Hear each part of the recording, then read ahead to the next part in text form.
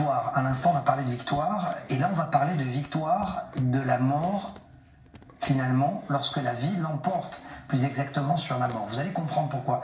Je dis ça parce que j'ai pu, en début de semaine, m'entretenir avec un invité plutôt exceptionnel. Il a une histoire et un parcours hors du commun. Vous allez voir pourquoi. Regardez et écoutez. Et mon invité, Yaron Avraham, merci d'être avec nous. Vous avez un profil particulier. Vous avez grandi à Lod en tant qu'arabe israélien. Vous avez été envoyé à Gaza, ça vous allez nous l'expliquer. Et à un moment ou à un autre, vous allez dire « Stop, ça suffit, je ne peux plus rester musulman ». Alors on va revenir en arrière. D'abord, pourquoi vous êtes envoyé à Gaza par vos parents ? En fait, ce qui s'est passé, c'est qu'une de mes sœurs, quand j'avais 9 ans et elle en avait 16 et demi, a été tuée par mes frères, soupçonnée d'avoir eu une conduite immorale, un crime d'honneur. Elle a été tuée à la maison. J'en ai été témoin, même si je ne l'ai pas vraiment vue de mes propres yeux. Mais cela s'est passé dans une autre pièce de la maison. Nous avons tout entendu. Je savais exactement ce qui se passait. C'était une nuit, comme vous pouvez l'imaginer, d'une cruauté terrible, très dure. De tous mes frères et sœurs, c'était celle dont j'étais le plus proche. J'ai commencé à poser des questions. Qu'est-ce qui lui est arrivé? Où a-t-elle disparu? Pourquoi elle n'est pas là? Qu'est-ce que vous lui avez fait? Etc. etc. Dès que j'ai commencé à poser des questions, ils ont senti le danger. Et ils ont décidé de m'éloigner de la maison. Ça veut dire, on va l'expliquer, mais qu'on n'a pas le droit de poser des questions quand il se passe un tel drame? Ils ont certainement pensé que je constituais pour eux une menace avec toutes ces questions. Si j'apprenais ce qui s'était passé, j'avais entendu certaines choses cette nuit-là. J'avais vu certaines choses aussi. Ils se sentaient en danger. Alors, à ce moment-là, vos parents décident de vous envoyer à Gaza, étudier, nous sommes à la fin des années 80, dans une mosquée, ce qu'on appelle une mosquée radicale, extrêmement dure. Oui, ils m'envoient à Gaza. Je ne sais pas s'ils étaient conscients du type d'éducation dispensée dans cette mosquée ou s'ils voulaient tout simplement se débarrasser de moi. Je me suis donc retrouvé dans une des mosquées les plus radicales qui soient, à Gaza, l'une des plus radicales, pour que je reçoive une éducation très radicale, une éducation dont l'objectif était, de leur point de vue, destiné à ce que je meure en martyr, en shahid. Tous les moyens étaient bons. Il s'agissait d'une éducation très cruelle, très dure, qui tournait essentiellement autour de la mort. Tous les matins, la première chose à faire, c'était de penser à votre but ultime, qui était d'être porté en terre, et le plus rapidement possible. On allait donc dans les cimetières, on s'arrêtait devant les tombes de tout un tas de terroristes qui se sont fait tuer.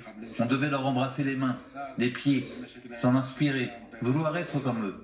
Le summum de cette formation, c'est qu'il nous fallait en petits groupes, nous avions à peu près 13 ou 14 ans alors, s'allonger dans une tombe, une vraie, ouverte, et y rester pendant 10 ou 15 secondes, alors qu'ils se tenaient autour de nous, lisant des versets du Coran, pour que cela nous motive, pour que nous ressentions cet instant d'élévation suprême, ce moment où l'âme s'envole vers le ciel. Je peux vous dire qu'une partie d'entre nous, environ la moitié des élèves, a failli y rester, tellement nous étions terrifiés. Personnellement, il m'a fallu une quinzaine d'années pour me remettre de tout ça. Alors, c'est incroyable ce que vous êtes en train de raconter parce que vous êtes un adolescent à ce moment-là et j'ai entendu dans une autre interview que vous avez donnée que l'éducation est tellement radicale et tellement djihadiste qu'à un moment, il y a un meurtre sous vos yeux.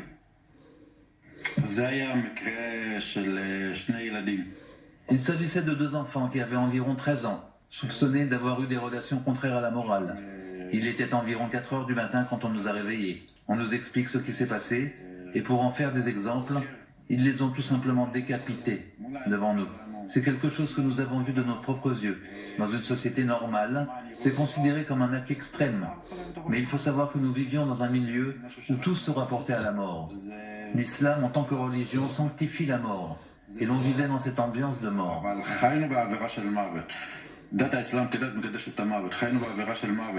Excusez-moi, j'en ai les larmes aux yeux parce que c'est pas possible. J'aimerais qu'on comprenne. Vous avez 13 ans. À 13 ans, on décapite 2 jeunes, 2 garçons, 2 copains sous vos yeux. C'est ce que vous avez vu, c'est ce qu'on vous a expliqué comme étant un geste positif. Tout à fait. Il s'agit d'un groupe où tout un tas de transgressions sont passibles de mort. Pour eux, le fait que deux garçons aient des relations sexuelles, qu'ils agissent dans la mosquée, c'est quelque chose qu'ils ne peuvent pas laisser passer. Il s'agissait donc de donner l'exemple. Les gens s'enfuient de Gaza, de la Judée-Samarie. Même en Israël, les Arabes qui ont telle ou telle tendance sexuelle s'enfuient de chez eux. Et s'ils se font prendre, ils sont punis. Il y a eu une jeune femme qui a participé à la Gay Pride il y a 3 ou 4 mois de ça. Et dès qu'elle est rentrée chez elle, elle s'est faite tuer à l'entrée de son village. Et ce genre de choses arrive au sein de l'État d'Israël. Alors, à Gaza, dans une mosquée, ce n'est pas considéré comme quelque chose d'extraordinaire.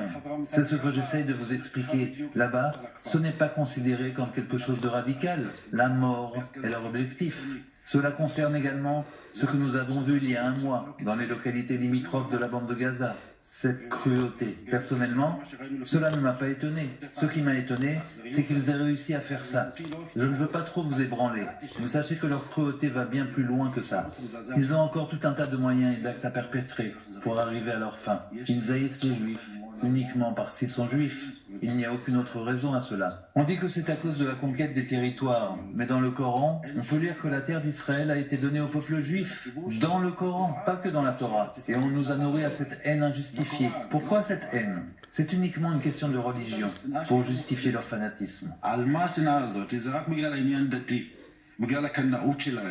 Alors, justement, parce qu'on va y venir, vous avez un parcours particulier. C'est que non seulement vous réussissez à quitter cet enfer, il n'y a pas d'autre terme, mais quelques années plus tard, vous portez l'uniforme et vous êtes un soldat combattant de l'unité Givati dans Gaza.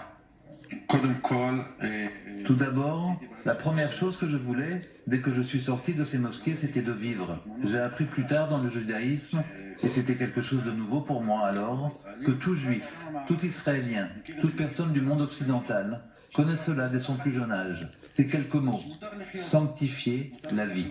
On a le droit de vivre, on a le droit de rêver. Et des juifs m'ont ouvert leur maison, sans me poser de questions, sans demander si j'étais arabe, sans rien me demander. Ils m'ont ouvert leurs portes, m'ont nourri, m'ont éloigné de mes frères, du danger. Ces personnes m'ont inculqué cette confiance en moi, que j'étais un homme comme tous les autres. Et il y a ce concept de sanctification de la vie. Cela signifie faire des études, se développer au niveau personnel, être un homme avec un grand H, aller à la mer, savoir ce que signifie d'avoir des amis. À cette époque-là, j'étais même incapable de les remercier. Je ne savais pas comment il fallait se conduire dans une société normale. Je ne savais pas comment avoir une véritable conversation. Je ne savais même pas comment manger. Là-bas, on mange d'une certaine façon. Je ne savais pas tenir un couteau. Je ne savais pas tenir une fourchette. Il a fallu que j'apprenne tout, depuis le début. Et pour moi, il était clair que pour donner à ces personnes. J'aimerais vous faire réagir, excusez-moi Yaron. Cette photo, elle vous dit quoi? Quand vous la voyez, cette photo, vous ressentez quoi? Parce que vous avez été soldat à Gaza. Le seul effet que ça me fait, c'est que j'aimerais beaucoup y être. J'aimerais beaucoup boucler la boucle. Y aller en tant que personne qui aujourd'hui sanctifie la vie, et cette même terre que l'on m'avait contraint à sentir quand j'étais dans la tombe, je veux aujourd'hui la sentir en portant des téphilines, des phylactères, avec le drapeau d'Israël. C'est cela qui me permettra de boucler la boucle et de dire merci à tous ceux qui m'ont donné la vie.